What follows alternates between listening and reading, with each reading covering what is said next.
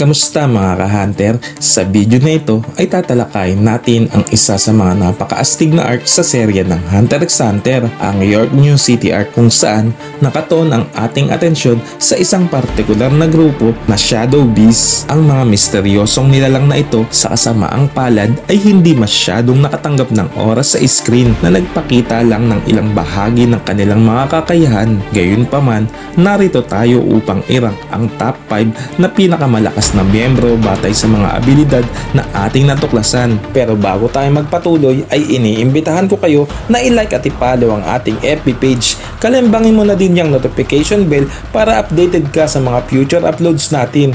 I-share ang ating mga videos para sa mas madami pang anime content na ating aanalisahin.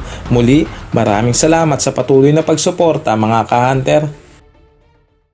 Ngayon, tatalon tayo direkta sa nakakaingganyong mundo ng Shadow Beasts. Ang panglima sa listahan ay si Owl, kinilala sa kanyang maikling balbas at sunglasses. Isang bihasang conjurer, si Owl ay may abilidad na tinatawag na Pan-Pan Cloth, gawa mula sa nin. Ang tela na ito ay nagbibigay kay Owl ng kakayahang balutin at ilipat ang iba't ibang bagay. Pinapaliit ito hanggang sa kaya ng isiksik sa bulsa. Ang responsibilidad niya sa auction sa York New City ay ang paglilipat ng malalaking halaga ng pera at ginto, at ang misyon niyang ito ay nagtagumpay at nagawa niya itong mag-isa. Bagamat ang Pan-Pan Cloth ay may kahusayan, kulang si Owl sa pisikal na kakayahan sa harap ng Phantom Brigade, lalo na laban sa sadista na si Peyton. Kung si Owl ba ay buhay pa din matapos ng pagpapahirap ni Peyton ay isa pa ding misteryo, ngunit tiyak na si Corollo ay nakuha ang kanyang nen ability, ang Pan-Pan Cloth. Bagamat ito ay isang makapangyarihang kakayahan, ang mga limitasyon ni Owl laban sa pagkuha ng mga miyembro ng Phantom Troop ay naglalagay sa kanya sa pinakamababang pwesto.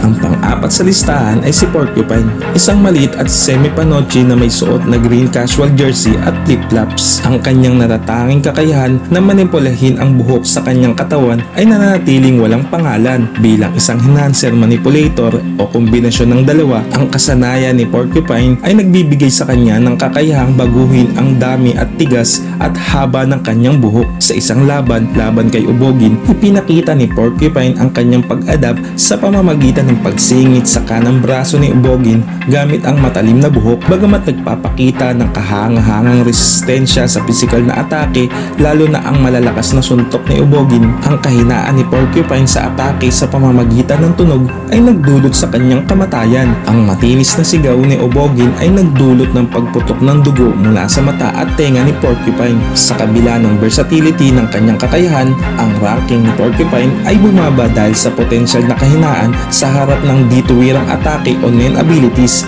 Inilalagay siya sa ika-4 na pwesto. Ang pangatlo sa listahan ay si Lich, na kinilala sa kanyang itim na buhok, kakaibang ilong at malalaking katawan. Isang manipulator, si Lich ay gumagamit ng nen upang kontrolin ang maraming leeches sa loob ng kanyang katawan. Ang pangunahing taktika ni Lich ay mag-implant ng leeches sa kanyang mga kalaban, kung saan bawat species ay may iba't ibang papel mula sa pamamahagi ng mga sakit hanggang sa pagpapagaling. Sa kanyang laban kay Ubogin, matagumpay na na-implant ni Lich ang mga leeches sa pamamagitan ng isang bukas na sugat na posibleng magdulot sa pagkamatay ni Ubogin. Ang Spotted Lich, isang nakakatakot na uri, ay nagdudulot ng matinding sakit at pagkamatay sa pamamagitan ng pangitlog sa pantog. Ngunit ang kaalaman ni Shalnark tungkol sa lunas na sinasabing ang alak ay makakapagpaligtas kay Ubogin. Bagamat ang kanyang malakas na nen ability at hindi kahangahangang lakas ni Lich sa pisikal na aspeto ay naglalagay sa kanya sa ikatlong pwesto.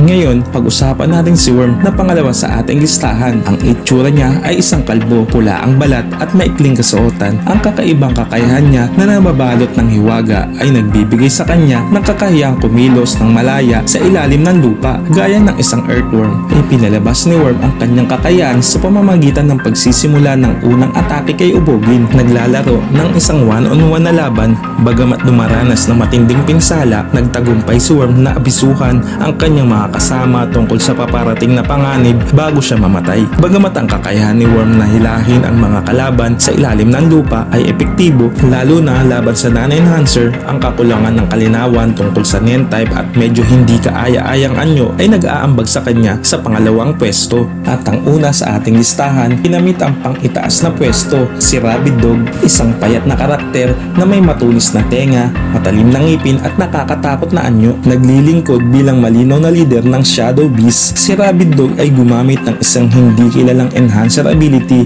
na kasama ang nakakalason at nakakahawang pangil. Sa paggagat sa isang kalaban, kumakalat ng mabilis ang neurotoxin na nagdudulot ng pamamanhid sa nervous system. Ang kanyang kakayahan sa laban ay napatunayan sa isang sagupaan kay Ubogin, kung saan siya ay matagumpay na nakaiwas sa mga atake ni Ubo at nagdulot ng pamamanhid sa kanyang neurotoxin. Ang galing ni Rabid Dog bilang isang top class na mandirigma ay ipinakita ng kanyang kakayahan na mabilis na patayin ang kanyang mga kalaban. Ngunit ang kanyang pag-atake kay Ubogin ay nagwakas ng masama nang gamitin ni Ubogin ang ulo ni Lich bilang isang projectile. Sa kabila ng kanyang trahedya, ang matindi niyang pisikal na kakayahan at nakakamatay na estilo ng pakikipaglaban ay nagbibigay sa kanya ng pang-itaas na pwesto. Sa pangkalahatan, kalahati lamang ng Shadow Beast ang naipakilala ang kanilang pangalan at mga kakayahan, marahil bilang patunay na walang kapantay ang lakas ng Phantom Dwarf laban sa mga pinagsamang abilidad ng Shadow Beast. Kahit madalas na natabunan, kinikilala pa din ang kanilang kapangyarihan